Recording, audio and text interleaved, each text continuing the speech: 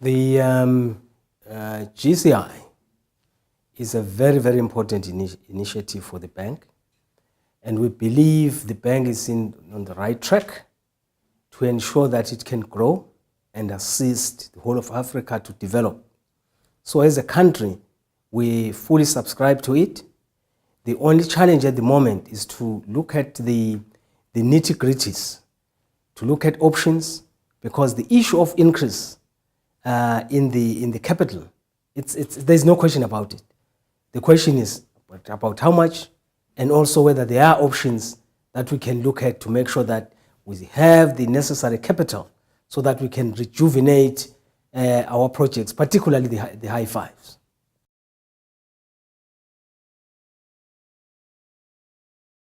When you look at the implementation rates of the projects, you look at it from conceptual, project proposal, project development, right up to actual implementation. There is a serious gap. Now, sometimes countries send projects to the bank and they do not understand why the projects are not financed. But mainly probably it is because our capacities to actually develop the project proposals, make the bank understand that this is really a bankable project, it's not there.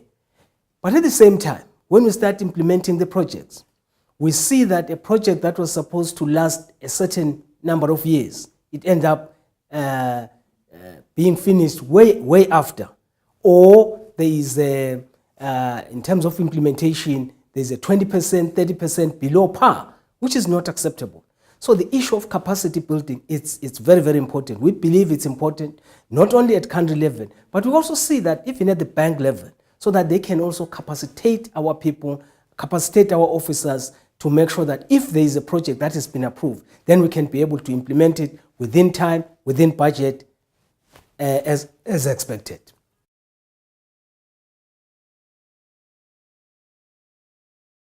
I think the bank has done a wonderful job. If I take the case of Swaziland, we've had a number of projects, particularly in the agricultural sector, which has changed the lives of people.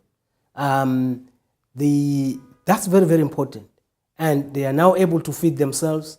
We are now seeing socio-economic development and improvement in those projects. At the same time, we've seen it in water projects, in roads projects, which are able, therefore, to assist and support farmers and communities to reach their markets timely. So we see the project's role as being very, very important. Interlink Africa. I see a huge opportunity linking the north to the south, the east to the west, etc., so that at some point Africa can catch up with the rest of the world. The missing link so far is the issue of the development of the IT, because I think the issue of technology needs to be encompassed in these projects.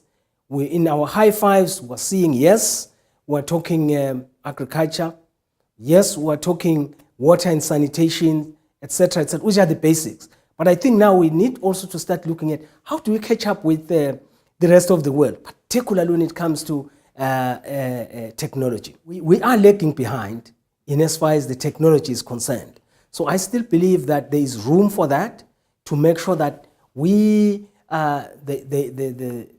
financial support can also be accelerated in that regards. Industrialization is what we need to go to. One of our major challenges in Africa is that we tend to be commodity-based, and yet we sell these commodities when they are still raw. When it gets to industrialization, it means we've got to change this value chain and make sure that we can process this in here. Why should cocoa, for example, why should Switzerland produce the best chocolate when cocoa is produced in Africa?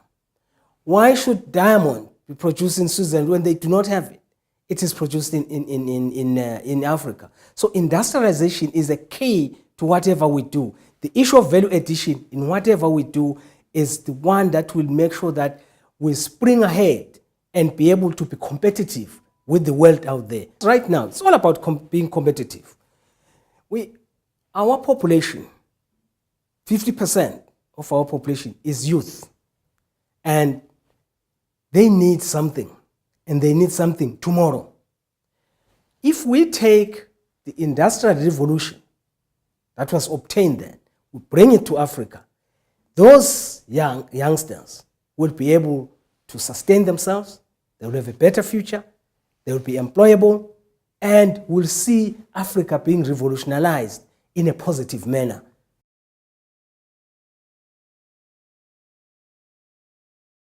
The urgent need right now is water harvesting because of climate change. Without water, you cannot industrialize. Without water, you cannot feed Africa. Without water, you will not have water and sanitation. So it's core in what we do.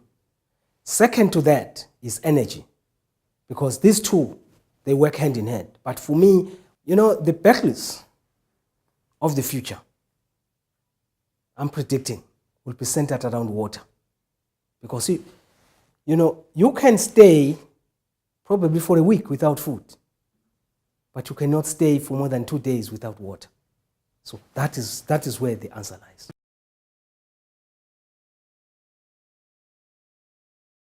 I think the bank is doing all it can.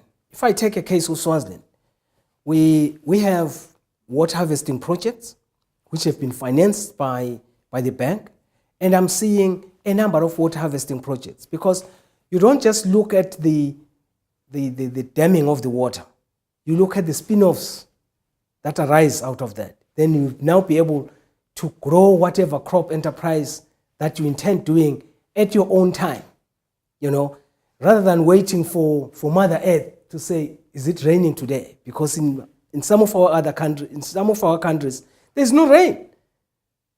You only get rain maybe for 3 months. During the other times it's dry. But if you harvest the water, you are able to channel it to the driest of areas. Once you have channeled the water to the driest of areas, that changes the landscape, and people can start being productive. Now you are feeding Africa. People will now have clean drinking water. Now you have supported the community's livelihood. So I still believe that water, by all intent and purposes, is the key to the success of Africa. And the African Development Bank has been supporting two countries whenever they come with projects on water harvesting. And by the way, Swaziland will also be submitting 2 major projects on water harvesting. And that's why I believe strongly that it is something that is very, very important